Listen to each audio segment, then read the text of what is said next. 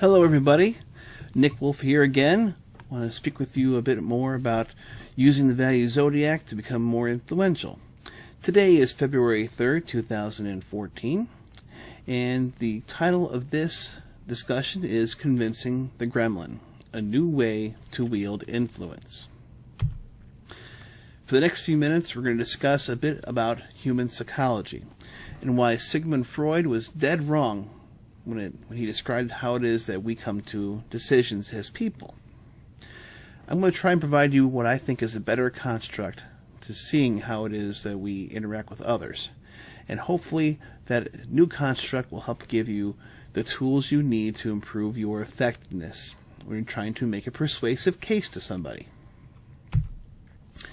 Now, those of you who may have seen me speak in the past know that I use a fair amount of analogies in my talks.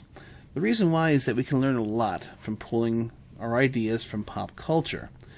The reason why that works is because pop culture, movies, books, TV shows, etc., they allow us to convey a lot of information very quickly and efficiently. It does that because these ideas from pop culture are often very emotional experiences, and they're shared emotions. So we can use the experience of a TV show or movie, for example, to convey a lot of emotion and convey a lot of information very quickly. And therefore they're great and very useful in helping to explain complex issues in very accessible ways, even for people who don't often think about more advanced and higher level things about certain topics. So that's why I love to use them. So who is this guy? This is Sigmund Freud. He is widely known as the father of modern psychology. And he gave us a way of thinking about how people make choices and decisions. He said, when we have a choice to make, we are generally going to consult with three different people in our head. We first have the id. The id is the 4-year-old in each of us, driven by want and by fear. So that the id is very emotional, very reactionary, not really driven by a lot of higher level reasoning skills. That is the role of the ego. The ego is driven by logic, reason, more of those left brain approaches that are centered around trying to use those higher level reasoning skills. And in between is the superego. Now, the superego is going to listen to both sides, listen to the id and the emotional appeal, and listen to the rational and logical appeal of the ego and make the decision. And this makes us feel pretty good about ourselves. So the thing about this whole way of looking at how we make choices is that it's actually reflected an awful lot in pop culture, this trio. And I'm going to give you an example of how we've seen this particular issue explored on a certain television show. If we go back to the original Star Trek series, we have Captain Kirk assuming the role of the superego, who's listening to the emotional appeal of Dr. McCoy, representing the id, as well as the more logical and rational arguments of the more unemotional, more objective approaches of Mr. Spock, who represents the ego. And of course, Captain Kirk sits in the middle, listens to both, and makes ultimately the choice. And this makes us feel pretty good about ourselves because in this case, we all get to be Captain Kirk. And really, who doesn't want to be Captain Kirk? Because he's just so darn awesome. Just ask him, he'll tell you. So this makes us feel pretty good about ourselves. The problem is that this really has no relevance, and it's not at all reflective of reality. In reality, when life presents us a choice to make, or a decision, our Captain Kirk is going to talk to somebody. He's going to talk to Mr. Spock. Now, Mr. Spock is going to give us a very reasonable, logical, data-driven justification for making the choice we want to make. And that's fantastic. That's what we see as Captain Kirk. The problem is that there's a lot of things that we do not see about this situation. So what are we missing? Well, this is really the situation as it really is. In actuality, Mr. Spock is a puppet. And who is holding the strings for the puppet? It's Dr. McCoy.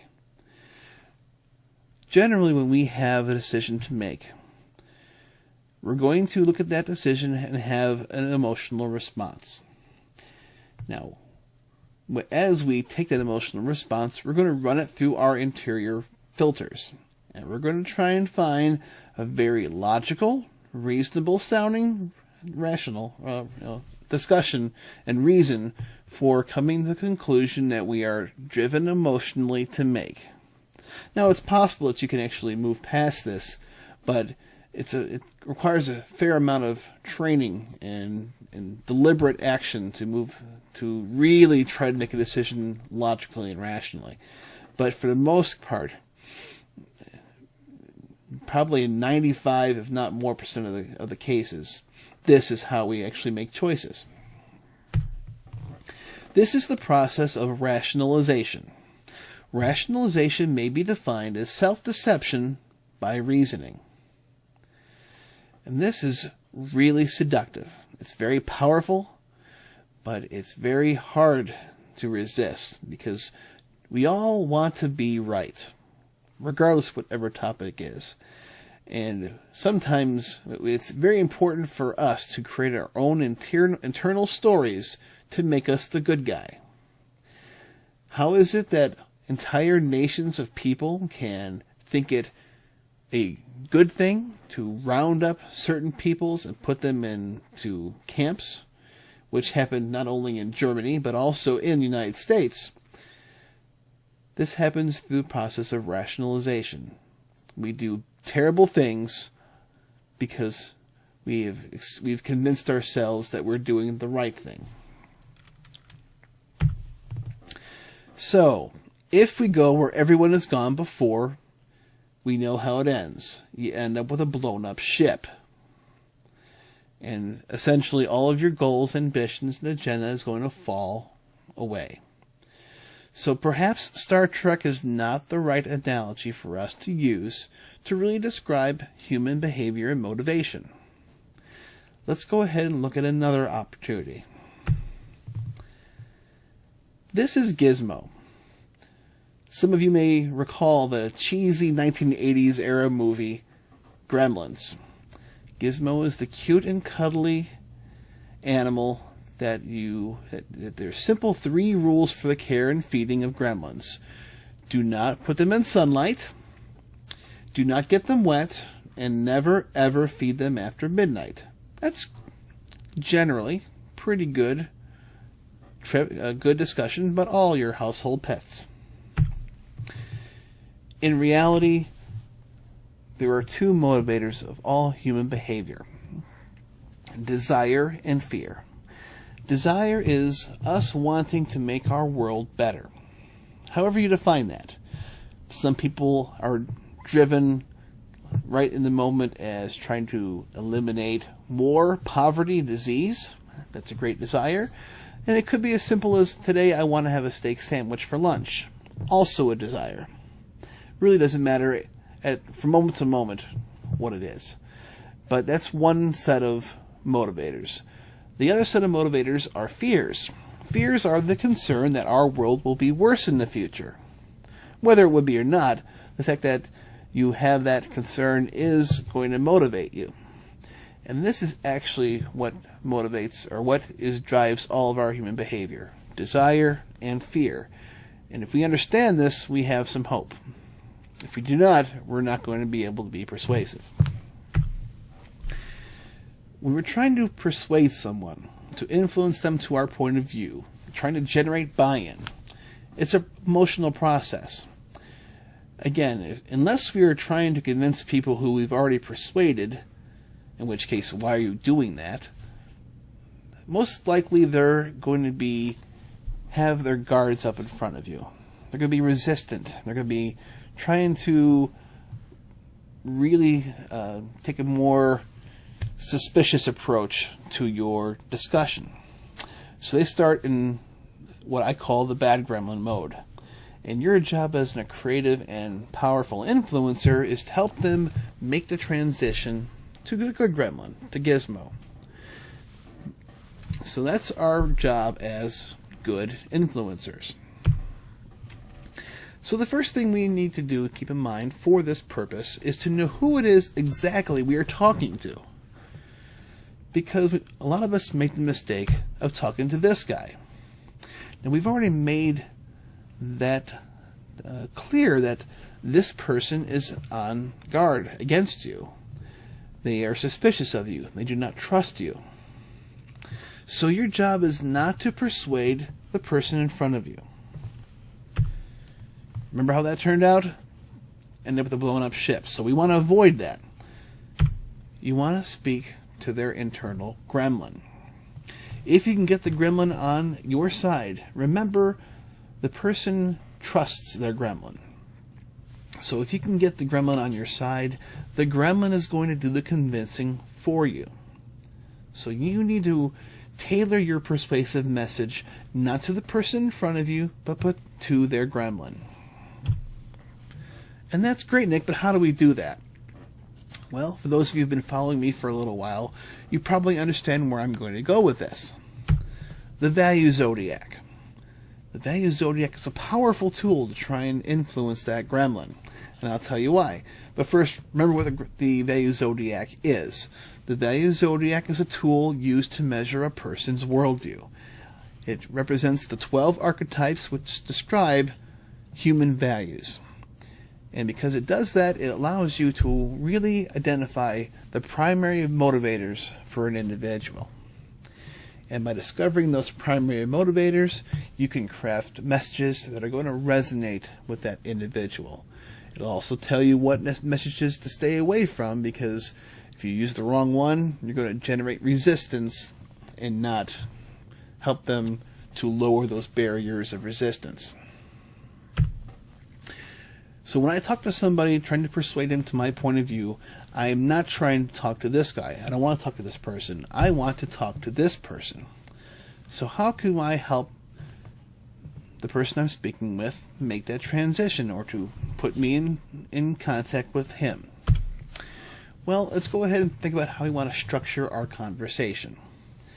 You want to have a persuasive conversation that's long enough to allow you to understand what are the person's challenges, or what is their concern right now.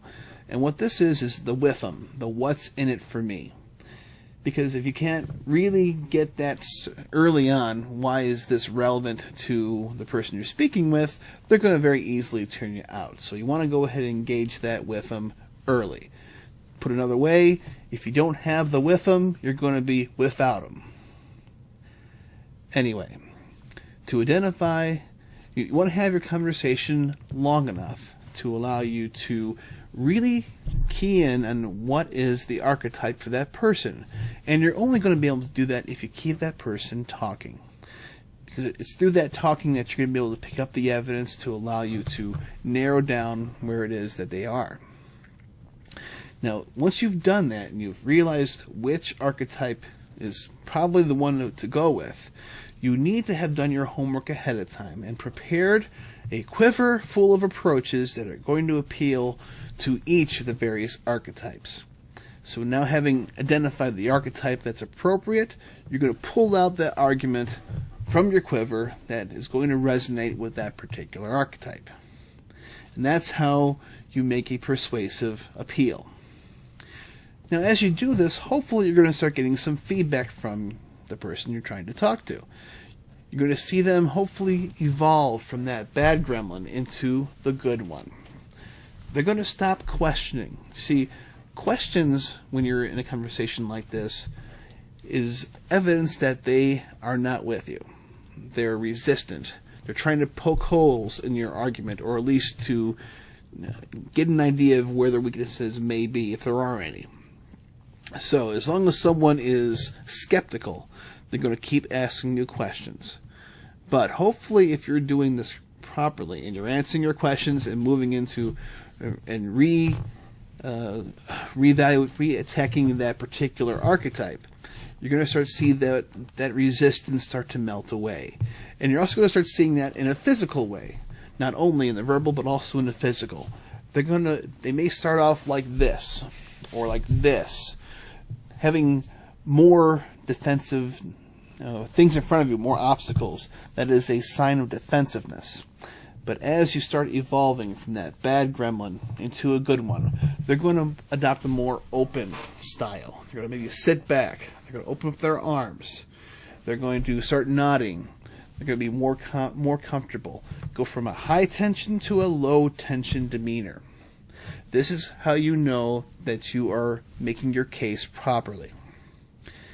So that is what you're looking for as you move through your persuasive argument. And once you've done that, you've made your case. And then you can go ahead and take some satisfaction because you have your own internal gremlin to keep happy. By winning another ally to your cause, you've made your own world better. And that's something to take a lot of pride in. And it also helps you advance your agenda. So I hope this has been a good discussion about how people are motivated and how they make decisions. And this would be a good way to highlight how to use the Value Zodiac to pursue your agenda and your goals. If this has been helpful, I would encourage you, want to hear more about the Value Zodiac and how to use it, I would encourage you to stop by my website at valuesandinfluence.com. Or if you want me to come and speak to you, your group, or organization, please contact me using the contact information here, and we will talk to you at the next movie. Thank you very much for your time, and be well.